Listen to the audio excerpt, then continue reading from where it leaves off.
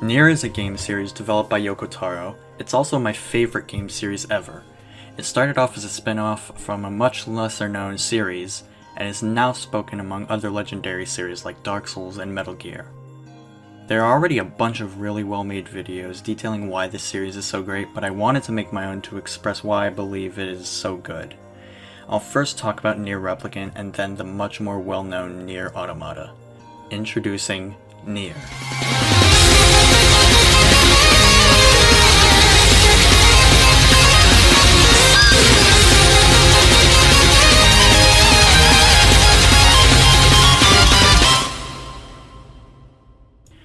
I want to start with the writing and characters of NieR Replicant.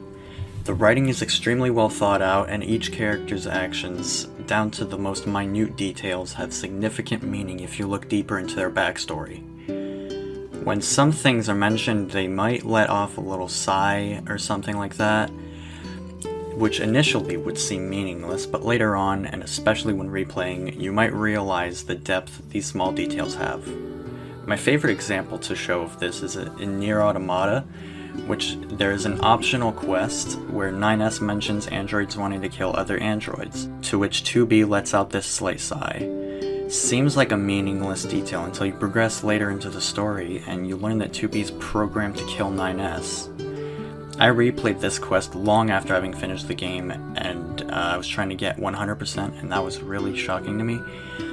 Because I had done this quest before, I think, and I never really had realized that that small sound was even meaningful.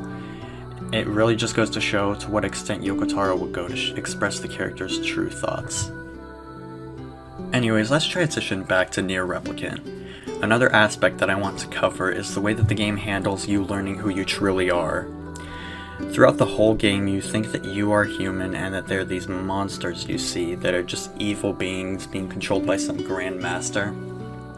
That is, until you not only learn that you aren't human at all, but that none of the people you have seen throughout your journey have been human.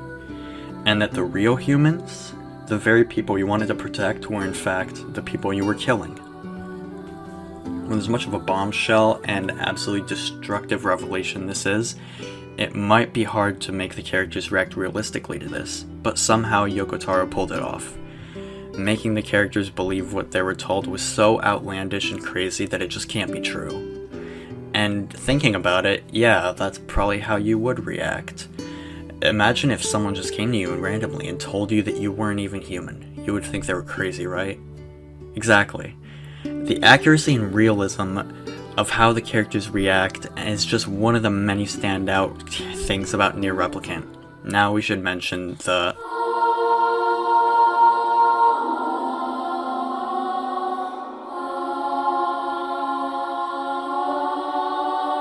This is something present throughout both games.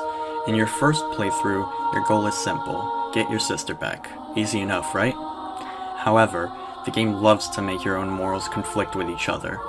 When you start the second playthrough, which acts sort of as a new game plus, you get new cutscenes and dialogue that allow you to see things from the enemy's perspective. In some cases, it makes you feel bad for brutally killing them and really makes you question whether you're in the right or wrong. This is also present in NieR Automata, where you see the machine's backstories and that they weren't much more different from you in the first place, which is something that 2B acknowledges explicitly at the end of your first playthrough.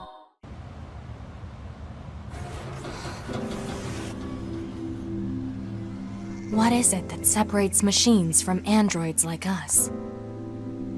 The machines have gained emotions, consciousness.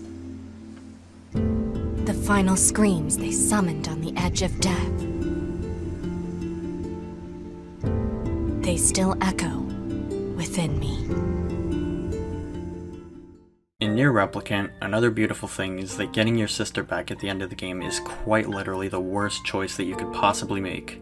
And the game knows this. Near the end, the game taunts you and makes you feel responsible for your actions, making you question whether you did the right thing in killing the Shadow Lord. But you've gone this far, why back out now? I think that's about the best that I can explain the complex morality of the games, so let's conclude with the soundtrack.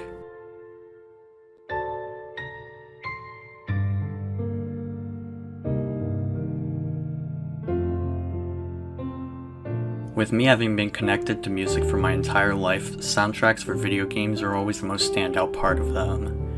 So seeing games having masterfully crafted soundtracks makes me unbelievably happy.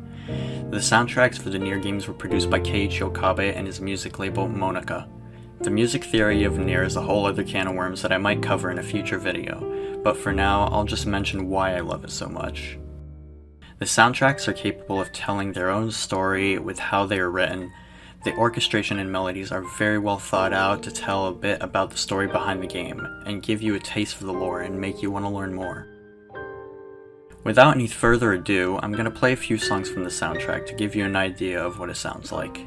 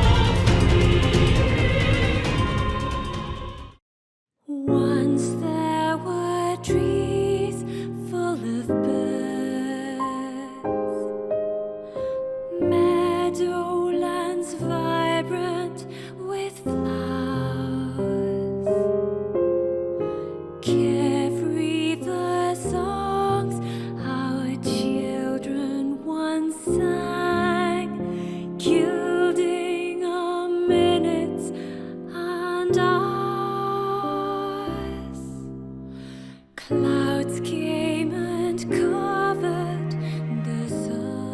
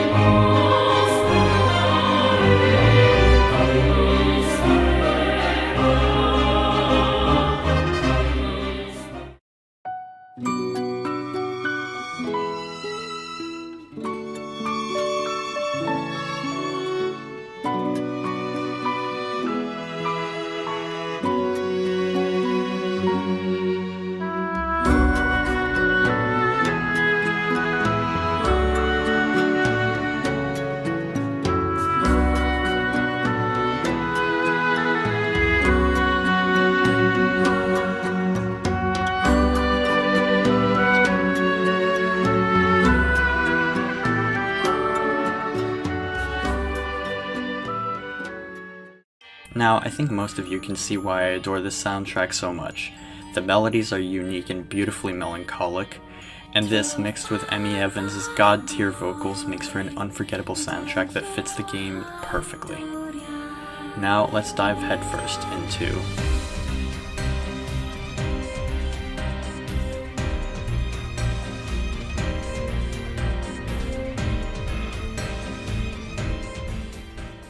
A lot of things that I mentioned about NieR Replicant apply to NieR Automata as well, so I'll omit those and only touch on the things that are unique to Automata. Firstly, the game touches on the topic of existentialism and finding meaning in your existence. When the game starts, it just seems like your classic high-tech hack-and-slash game with some cool mechanics where you're just fighting to get Earth back. However, as the game progresses, you slowly start to realize the heaviness of the story. This is especially true when you realize that there are no humans anymore, which you would have known if you played Replicant first and delved into the lore.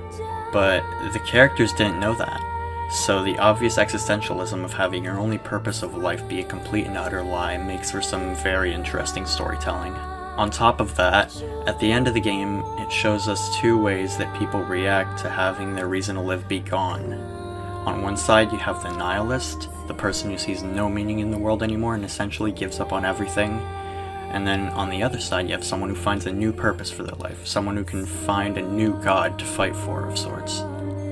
Now, another aspect that I want to touch on is the progression of the story.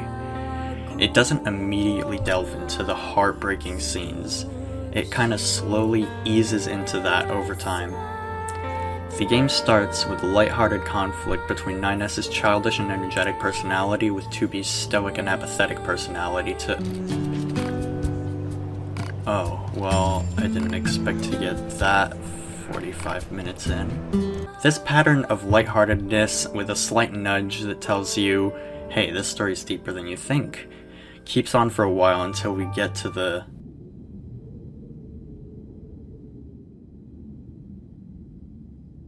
This portion of the game and everything following it is really interesting. I see this part of the game as its turning point, going from a heroic story with the occasional existentialist topic to a story of grief, sadness, loss, anger, and misunderstanding. The copied city is an important turning point because before this, the two main villains, Adam and Eve, didn't seem to really have much personality. Of course they had their goals, but there wasn't anything really interesting about their characters up until then. But now, in this one-on-one fight against Adam, he tells you how he sees humanity. The way he uses his words truly shows that he's fascinated about humanity. He, despite being a machine, appears to have an extremely developed personality and is ready to sacrifice his life for what fascinates him.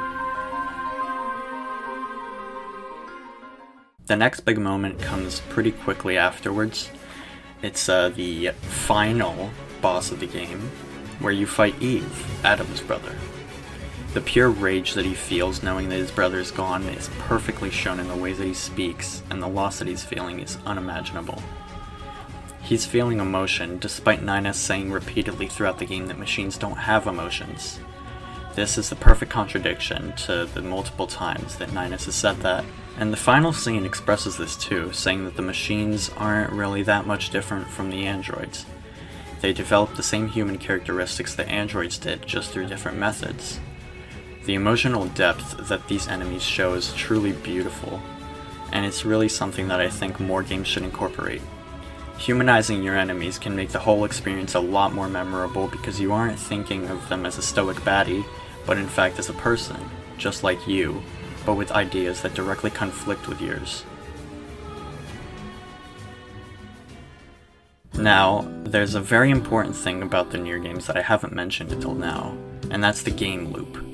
NieR does something very original by making you replay the game and experience it from a different perspective.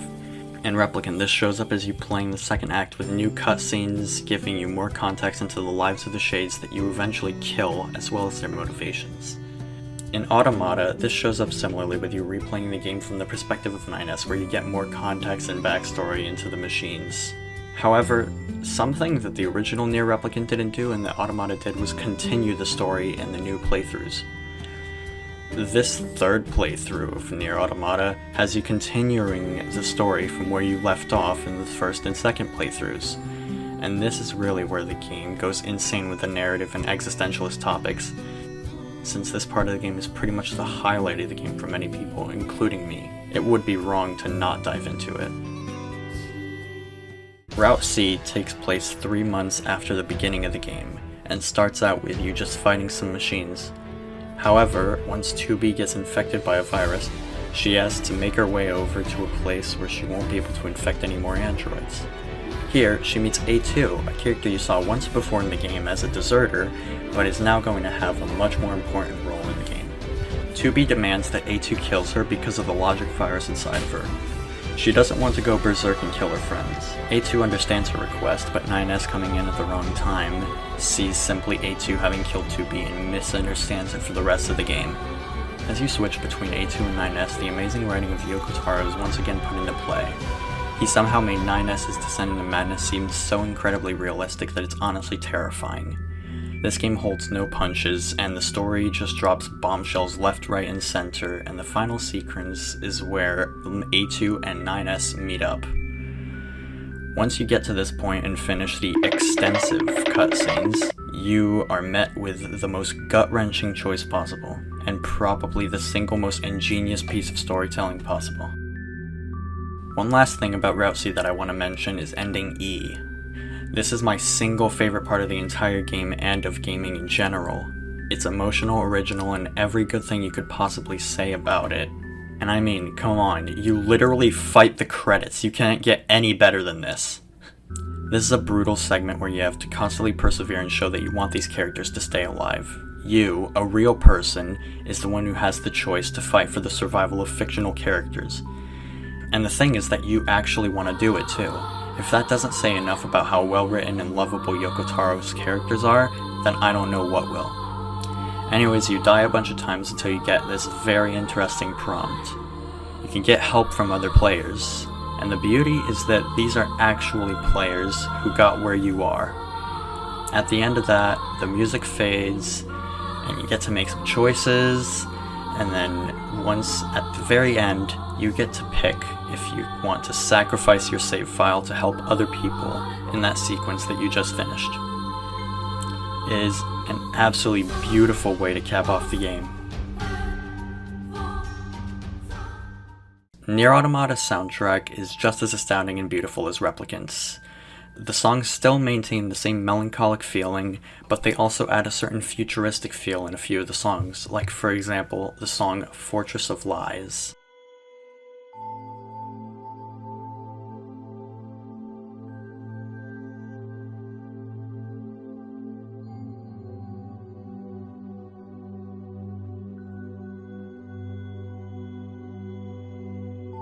Similarly to NieR Replicant, pretty much every song in the soundtrack is absolutely fantastic, so like I did before, I'm gonna play a few of the songs from the soundtrack to give you an idea of what it sounds like.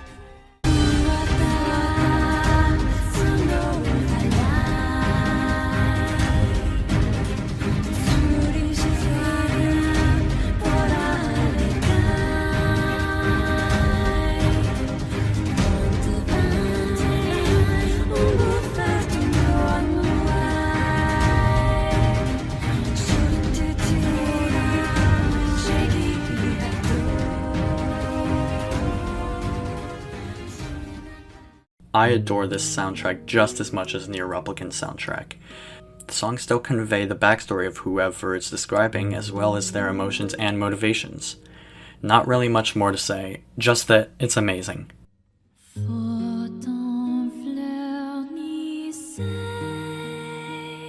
For the people who haven't played the game, this is basically going to be a spoiler-free summary of the video. This game series is absolutely fantastic.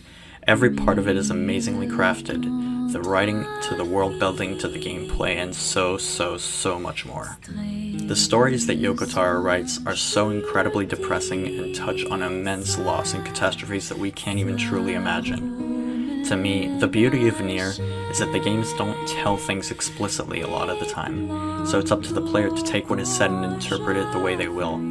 Of course, the general structure and the main idea of the story is the same for everyone, but some of the other finer details are up for interpretation, which is really something beautiful. As the Too Long Didn't Watch, if you haven't played the games, I implore you to. You are missing out on an experience that you will most likely never forget.